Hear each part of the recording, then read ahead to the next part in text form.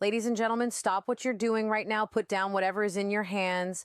Close the other browser tabs. Silence your notifications, because what I'm about to walk you through is one of those moments in professional golf that comes along once in a blue moon. One of those sequences of events that reminds every single person watching why this sport operates on the thinnest of margins. Why the difference between a clean round and a complete disaster can be measured in fractions of seconds and millimeters of distance, and why the rulebook isn't just a dusty document sitting in some official's briefcase, but the absolute, uncompromising law of the land. What happened at the 2026 Valspar Championship is going to be studied. It's going to be dissected. It's going to be debated in clubhouses and comment sections and broadcast booths for years to come, because this isn't just a weird story about a strange ruling.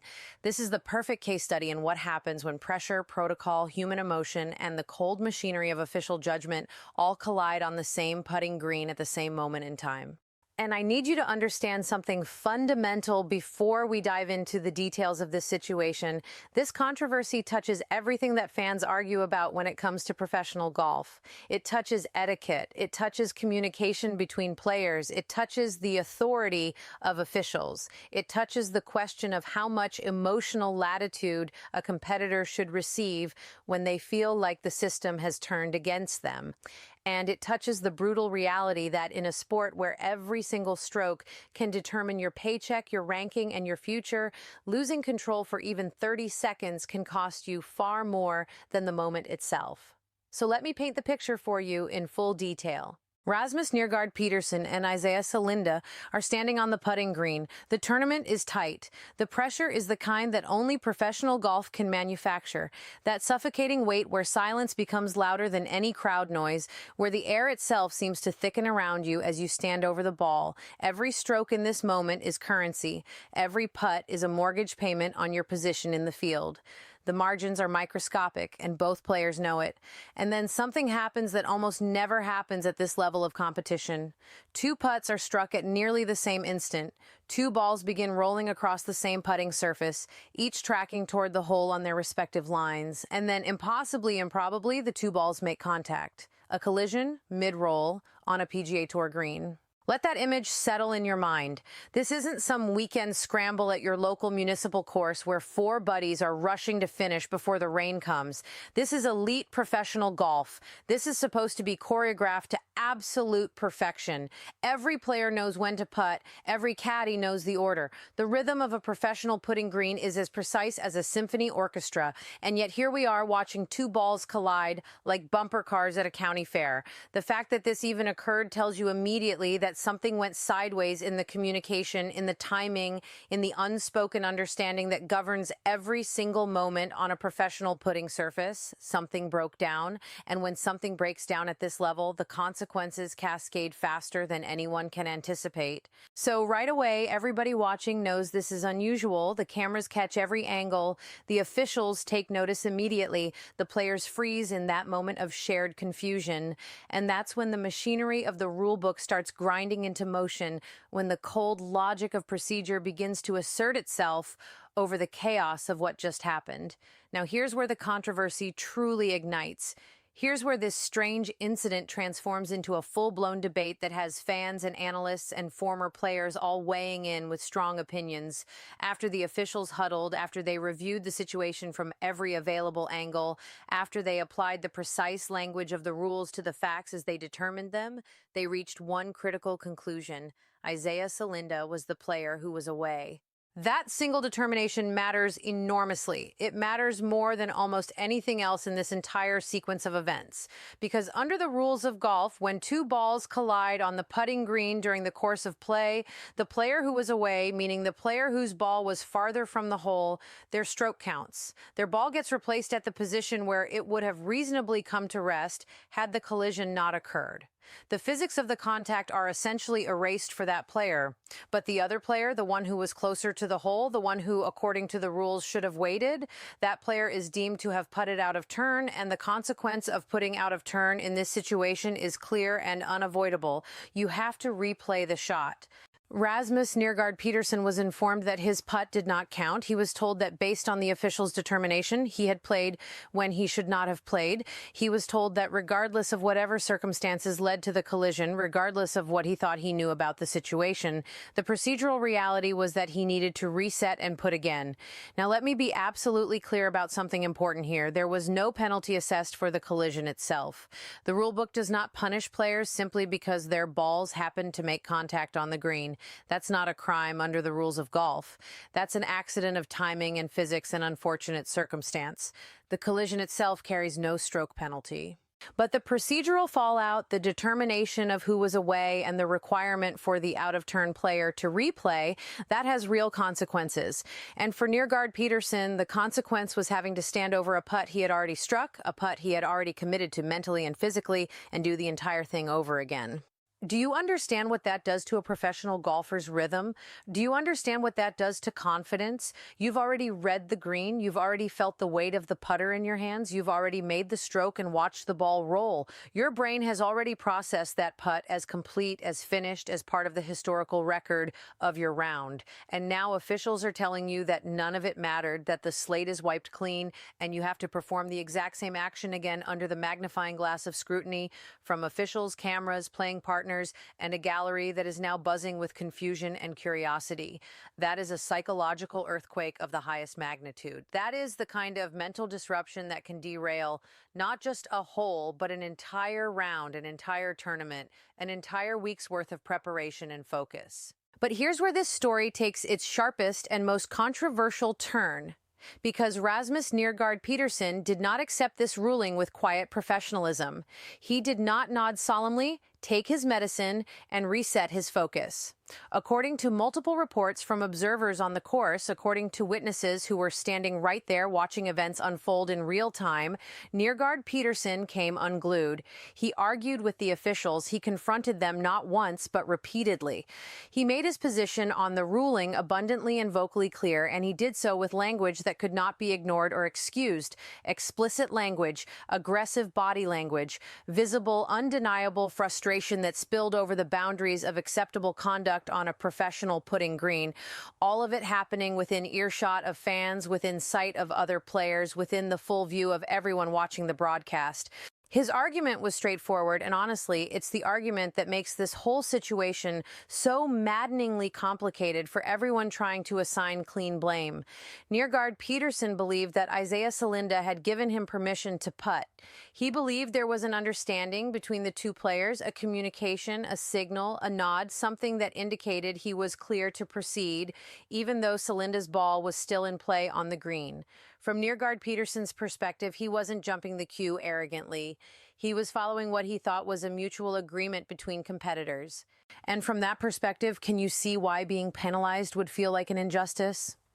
Can you see why a professional athlete already stretched to the breaking point by the pressure of a PGA Tour event where every stroke determines money and ranking points and future opportunities would struggle to contain himself when the system appears to be punishing him for following what he believed was proper protocol? I can see it. I understand the emotional logic, even if I don't endorse the behavior. But here's the brutal truth about professional golf, a truth that Nergaard Peterson learned in the most painful possible way on that green. The sport does not care about your feelings. The rules do not bend because you're frustrated or because you feel wronged. The officials do not back down because you raise your voice or use colorful language. And the consequences of losing your composure are written in the same unforgiving ink as the consequences of any other rules violation. The PGA Tour officials stood firm. They did not waver in the face of the confrontation. They maintained that their ruling was correct based on the facts as they had determined them through their review. Isaiah Salinda was the player who was away. Rasmus Nergaard Peterson played out of turn. Therefore, Nergaard Peterson was required to replay his putt. That was the end of the discussion as far as the officials were concerned. But it was not the end of the consequences for Nergaard Peterson, because after witnessing his reaction, after observing the aggressive nature of his confrontation with officials, after noting the explicit language used on the putting green within view and earshot of the gallery, the officials took an additional step that transformed this incident from a strange procedural footnote into a full-scale controversy. They assessed Rasmus Nergaard Peterson a one-stroke penalty for unsportsmanlike conduct. Read that sentence again and let the weight of it sink in. One stroke, added directly to his scorecard. Not because of the ball collision, not because of the out-of-turn putting, but because of how he reacted to the ruling. So now we're looking at a situation where a player went from hitting what he thought was a legitimate putt to watching it collide bizarrely with another ball, to being informed his putt was invalidated, to being required to replay the shot, to arguing vehemently with officials, to receiving an additional penalty stroke that had absolutely nothing to do with the original incident and everything to do with his behavior in the aftermath. That is a catastrophic sequence of events. That is how a single strange moment on a putting green transforms into a round-defining, potentially tournament-altering disaster. That is how you turn a bad break into something immeasurably worse through the sheer force of your own emotional reaction. And this is where we have to grapple with the hard questions. This is where fans and analysts and anyone who cares about both the integrity and the humanity of professional golf have to sit with the discomfort of a situation that doesn't have easy answers. Was the original ruling correct? Almost certainly yes. The officials determined who was away based on the positions of the balls. They applied the rule as written.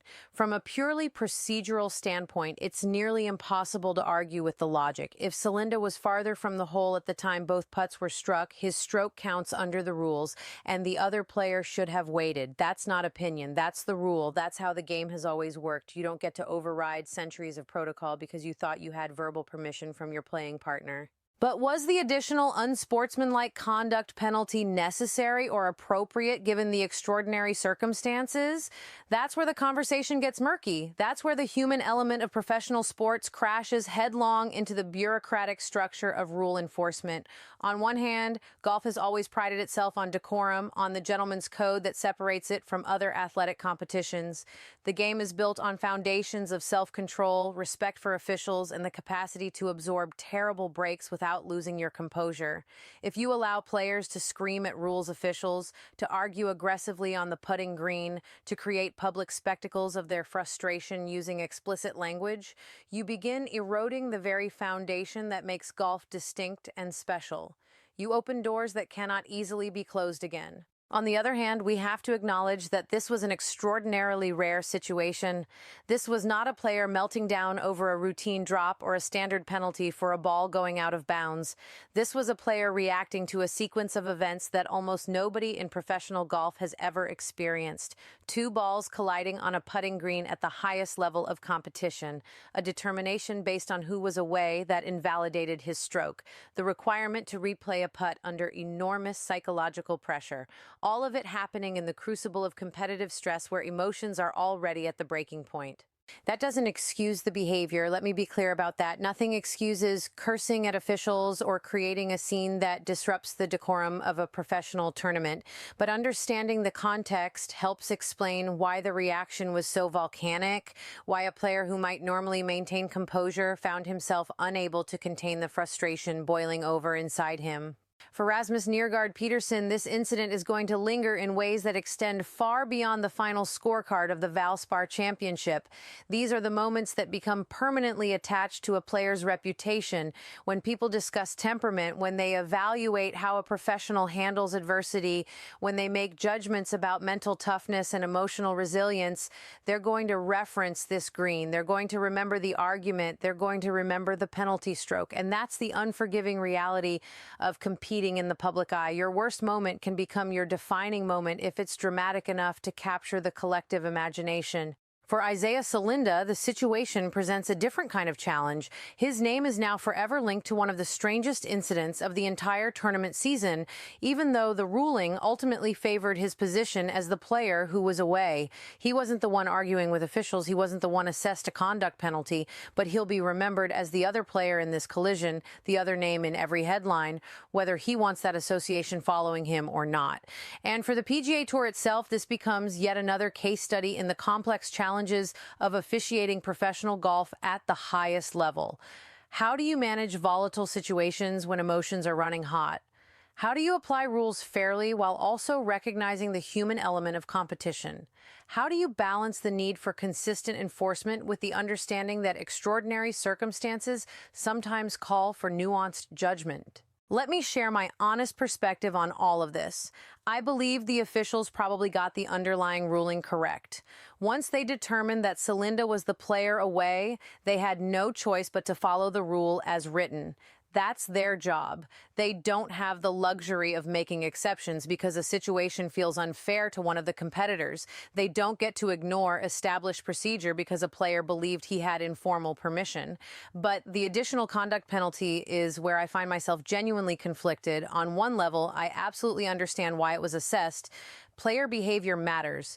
You cannot have competitors screaming at officials on the putting green and still maintain the standards of respect and decorum that define professional golf. There has to be a line, and there have to be consequences for crossing it. But on another level, this was already such a strange, confusing, emotionally charged moment that the extra stroke feels like twisting the knife after it's already been driven deep. Did the total outcome fundamentally change the hole for Neergaard Peterson? Without question. Did it potentially change the trajectory of his entire round and tournament? Almost certainly. Did it change the way people are going to discuss and evaluate him as a professional going forward? That's the part that might hurt the longest. That's the true weight of these decisions. That's why fans and analysts are going to keep dissecting this incident long after the final scores from Valspar have faded from memory. And that's ultimately why I believe this controversy matters far beyond the specific players involved. It raises fundamental questions about the nature of professional golf that deserve serious consideration.